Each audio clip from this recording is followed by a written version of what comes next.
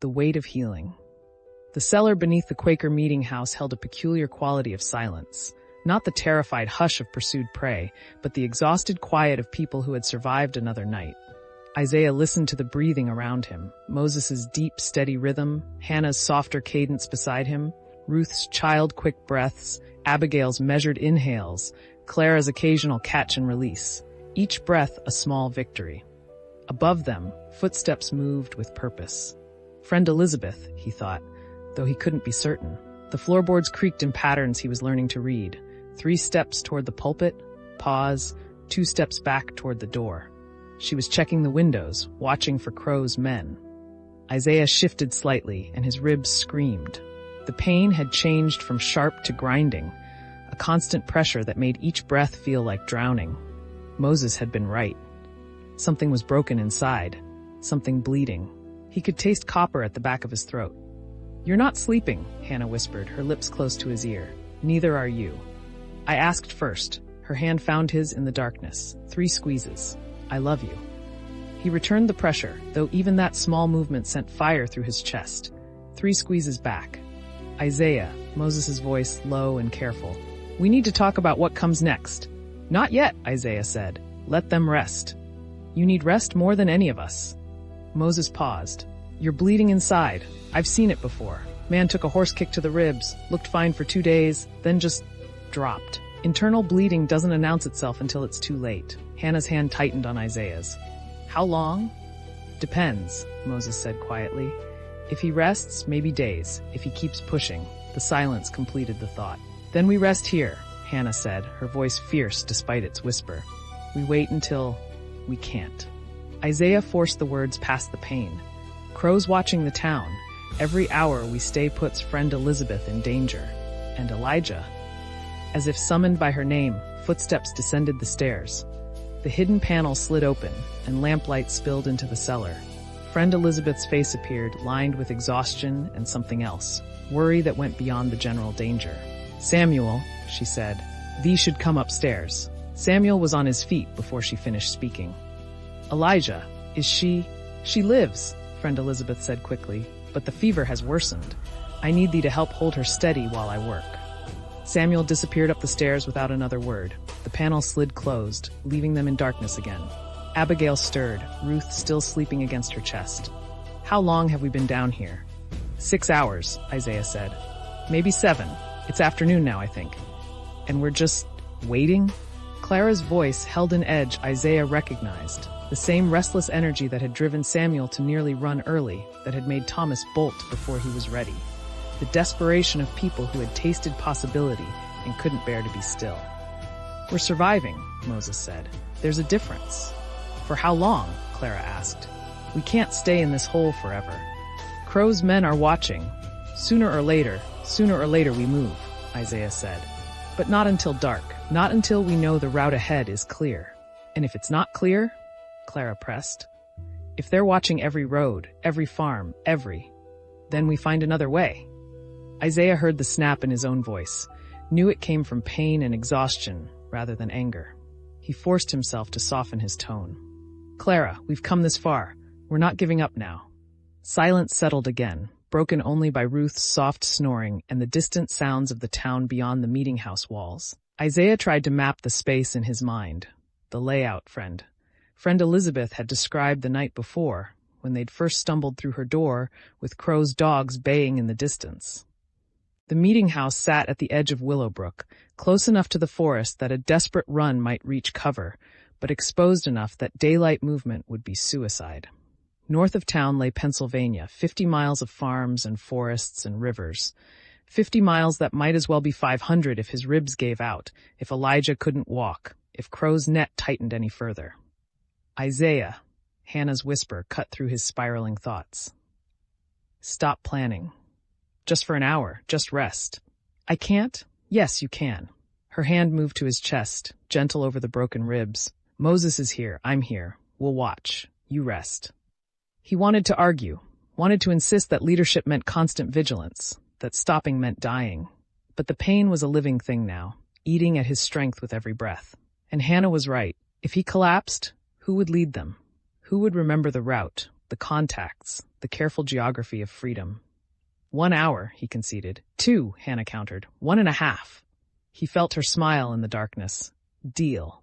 Isaiah let his eyes close, let the pain recede to a dull roar, let himself drift. But even in the space between waking and sleeping, his mind wouldn't stop working, calculating distances, weighing risks, planning contingencies for contingencies. Upstairs, a door opened and closed. Voices, friend Elizabeth's measured tones and another woman's higher pitch. They spoke too quietly for Isaiah to make out words, but the rhythm felt urgent. Moses shifted. Someone's here. The panel slid open again, and friend Elizabeth's face appeared, this time accompanied by another woman, younger, perhaps 40, with plain dress and a basket over her arm. This is friend Martha, Elizabeth said. She brings food and news. All of thee may come up, but quietly, and stay away from the windows. They climbed the narrow stairs one by one, muscles protesting after hours of sitting. The meeting house's main room was simple. Wooden benches arranged in rows, a raised platform at the front, windows covered with heavy curtains. Samuel sat beside a pallet where Elijah lay, her face flushed with fever, her bandaged ankle elevated on folded blankets. Friend Martha set her basket on a bench and began unpacking. Bread, cheese, apples, a jar of honey. Eat, she said. Thee will need strength for tonight. Tonight? Isaiah asked, though speaking sent fresh pain through his chest. Friend Elizabeth exchanged a glance with Martha. Crowe has posted men at both ends of town. They're checking every wagon, every traveler. But tonight is meeting night. Friends gather here for worship. In the confusion of arrival and departure, thee might slip away. Might, Moses repeated. Not exactly a guarantee. Nothing is guaranteed, Martha said sharply, but staying is certain death. Crowe grows impatient. He told the shopkeeper this morning that he'll search every building again, including this one, meeting house or not. Abigail held Ruth close, the child finally awake, but blessedly quiet. Where would we go? North, Elizabeth said. There's a farm 10 miles from here, just across the Pennsylvania border. Friend Josiah Miller. His barn has a hidden room that's sheltered dozens. If thee can reach him by dawn. 10 miles, Clara said. In one night. With Elijah barely able to stand and Isaiah, she stopped, but everyone understood. Isaiah looked at Elijah. The girl's eyes were open but unfocused, her breathing shallow. The red streaks on her ankle had climbed past her knee now, angry lines reaching toward her heart. Without proper medicine, without rest and care, she would die. Maybe not today, maybe not tomorrow, but soon. Can she be moved? He asked friend Elizabeth. She must be, Elizabeth said. The infection is spreading faster than I can fight it. Friend Josiah's wife was a nurse before she joined the Friends. She has medicines I don't have access to here. If anyone can save the girl, it's her. Samuel's face was stone. Then we go tonight? Not all of us, Isaiah said, and felt every eye turn to him. He forced himself to continue, despite the pain, despite knowing what he was about to say. We split up. Moses, Abigail, Ruth, and Clara go first during the early part of meeting. Less suspicious, just a family leaving worship early. Samuel and Elijah go second with friend Elizabeth. She can claim she's taking a sick girl to a doctor in the next town. And you? Hannah demanded. And me? We go last, Isaiah said. Separately. Less risk if we're caught. No. Hannah's voice cut like a blade. No, Isaiah. We don't split up. We promised. We promised to reach freedom, Isaiah said gently. And this gives us the best chance. If we all try to leave together, Crowe will spot us. But if we trickle out in ones and twos... He's right, Moses said heavily. Much as I hate it, he's right. Abigail looked down at Ruth. When do we leave? Meeting starts at sunset, friend Martha said. Friends will arrive throughout the evening. Moses' group should leave around full dark. Claim the child is tired, needs her bed. Samuel and Elijah leave an hour later. Isaiah and Hannah wait until meeting ends and the last friends depart. That's 3 hours between groups, Hannah said. 3 hours where anything could happen. 3 hours where we're not all captured at once, Isaiah countered. He looked at Moses. You remember the route? North Road to the Miller farm, white house with a red door, 3 knocks, then 2? I remember, Moses said. Isaiah turned to Samuel. You keep Elijah warm. Keep her talking if you can. Don't let her sleep too deep. If the fever takes her consciousness, she might not wake up. Samuel nodded, his jaw tight. And you, Hannah said to Isaiah, are going to let friend Elizabeth bind those ribs properly before you try to walk 10 miles. Isaiah wanted to argue, but the look in her eyes stopped him. Fine. Friend Elizabeth gestured to a door at the back of the meeting house. Come, I have proper bandages in my quarters, and something for the pain, though thee won't like the taste. She led him to a small room, bed, desk, washstand, a shelf of books and medicine bottles. Isaiah sat carefully on the edge of the bed, while Elizabeth mixed something in a tin cup. Drink, she commanded, handing him the cup. The liquid was bitter as sin and burned going down. Isaiah choked, coughed, and immediately regretted it as his ribs shrieked. Willow bark and poppy, Elizabeth said. It will dull the pain and help thee rest. Now shirt off. Isaiah obeyed, moving slowly. The bruising had spread since Hannah had bound him days ago. Purple and yellow and green spreading across his entire left side. Elizabeth's face remained neutral as she unwrapped the old binding, but Isaiah saw her eyes tighten. How bad? He asked. Bad enough that thee should be in bed for a week, not walking 10 miles in the dark. She began wrapping fresh bandages, tight enough to support, but not so tight he couldn't breathe. But I suspect thee already knows that. I know, Isaiah said, but what choice do I have? Thee could stay, Elizabeth said. Let the others go ahead. Rest here until thee heals enough to travel safely. And put you in more danger? Let them reach Pennsylvania without anyone who knows the full route? Isaiah shook his head. No, we go together or not at all. Elizabeth tied off the bandage. Thee reminds me of my husband. He was just as stubborn, just as determined to save everyone but himself. She paused. He died 3 years ago. Pneumonia. Wouldn't rest, wouldn't stop working, insisted others needed him more than he needed healing. By the time he admitted he was sick, it was too late. I'm sorry, Isaiah said. Don't be sorry, Elizabeth said. Be smart. Thee can't help anyone if thee dies before reaching freedom. She helped him back into his shirt, then handed him another cup, water this time. The medicine will make thee drowsy. Rest while thee can. Tonight will require everything thee has left. Isaiah returned to the main room, where the others were eating the food friend Martha had brought. Ruth sat in her mother's lap, nibbling an apple, her eyes huge in her small face. Clara and Moses talked quietly in a corner. Samuel sat beside Elijah, holding her hand, whispering things Isaiah couldn't hear. Hannah met him at the door, searching his face. Better? Better, he lied, and saw she didn't believe him, but was too kind to say so.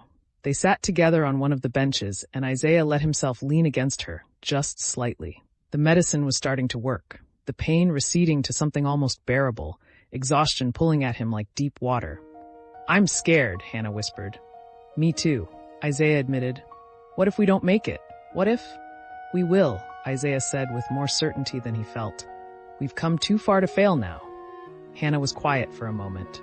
Then, do you really believe that? Or are you just saying what I need to hear? Isaiah considered lying, considered offering false comfort. But Hannah deserved truth. I believe we have a chance, he said. A real chance. Better than we've ever had. But I also know that chance isn't certainty. That we might not all make it. That some of us, his voice caught, some of us might not see Canada. Including you. Including me. Hannah turned to face him, her eyes fierce. Then I need thee to promise me something. If it comes down to it, if thee has to choose between saving thyself or saving others, thee chooses thyself. Thee survives, because I cannot. Her voice broke. I cannot do this without thee. I cannot face freedom without thee beside me. Hannah, promise me, she demanded. Promise me thee won't throw thy life away for some noble reason. Promise me thee will be selfish, just this once. Isaiah looked at her, this woman he loved, this woman who had risked everything to run with him. He wanted to promise, wanted to give her that comfort, but he knew himself too well, knew that if it came to a choice between his life and someone else's, he would choose the other person every time, because that's what leadership meant, that's what love meant, but he could give her something else. I promise, he said softly, that I will fight with everything I have to survive, that I won't give up, that I'll do everything in my power to reach Pennsylvania and marry thee in a real church and build a life with thee. I promise I'll try. It wasn't the promise she wanted, but it was the truth. And after a moment, Hannah nodded, accepting what he could give. They sat together as the afternoon wore on, as shadows lengthened across the meeting house floor. Friend Martha left to spread word among the other friends about tonight's meeting. Friend Elizabeth tended to Elijah, changing her bandages, forcing medicine between her lips, whispering prayers over her fevered body. Moses gathered them one final time to review the plan. First group: me, Abigail, Ruth, Clara. We leave when meeting is in full swing. Act natural, like we're just tired friends heading home. We take North Road, stay to the shadows, reach Miller Farm by midnight if we can. Second group: Samuel, Elijah, friend Elizabeth. You leave an hour later. Elizabeth drives her wagon, says she's taking a sick girl to a doctor. If anyone stops you, Elijah's just a friend's daughter with a bad fever. Third group: Isaiah, Hannah. You wait until meeting ends, then slip out with the last departing friends. Take the west path through the woods, circle around to North Road, follow our trail to Miller Farm. And if something goes wrong? Clara asked. If first group is caught, second and third groups abort and hide, Moses said. If second group is caught, third group runs for the woods and tries to reach Pennsylvania on their own. If third group is caught, he looked at Isaiah. The rest of us keep going. We don't look back. We reach freedom and we tell the story of what we tried to do. The words hung in the air, heavy as iron. No one spoke. No one needed to. They all understood the mathematics of survival, the brutal calculus that said some lives might have to be sacrificed so others could live. Outside, church bells began to ring, the signal that meeting would start soon. Friends would be gathering, walking through the twilight streets of Willowbrook, converging on this small meeting house where 8 fugitives hid in plain sight. Friend Elizabeth appeared at the door. It's time, she said. First group, come with me. I'll show thee the back door and the path to North Road. Moses stood, his massive frame somehow gentle as he picked up Ruth. Abigail rose beside him, her hand on her daughter's back. Clara joined them, her face set with determination. Isaiah caught Moses' eye. Travel safe, brother. See thee on the other side, Moses replied. They disappeared through the back door, and Isaiah felt something tear inside him, not physical this time, but deeper. The group that had started as 8, that had become 7 with Mercy's death, was fracturing again. Maybe temporarily, maybe forever. Hannah moved closer, and Isaiah wrapped his arm around her, ignoring the protest of his ribs. Samuel sat beside Elijah, stroking her hair, whispering promises he might not be able to keep. The meeting house was filling with the sound of arriving friends. Footsteps, quiet greetings, the rustle of plain dress and bonnets. Outside, night fell like a curtain. And somewhere in that darkness, Moses carried Ruth toward Pennsylvania, toward freedom, toward a future that was no longer certain, but still, impossibly, within reach. Isaiah closed his eyes and prayed, not to the God who had allowed slavery to exist, but to something older and fiercer. The same force that had driven them from the plantation, that had pulled them through the underground river, that had kept them alive when everything said they should be dead. Let them make it, he prayed. Let them reach safety. Let this night be the beginning of freedom, not the end of hope. And in the darkness of the Quaker meeting house, 7 souls waited for their turn to run. Thanks for watching our stories. Don't forget to like and subscribe for more epic adventures. Thanks for watching our stories. Don't forget to like and subscribe for more epic adventures.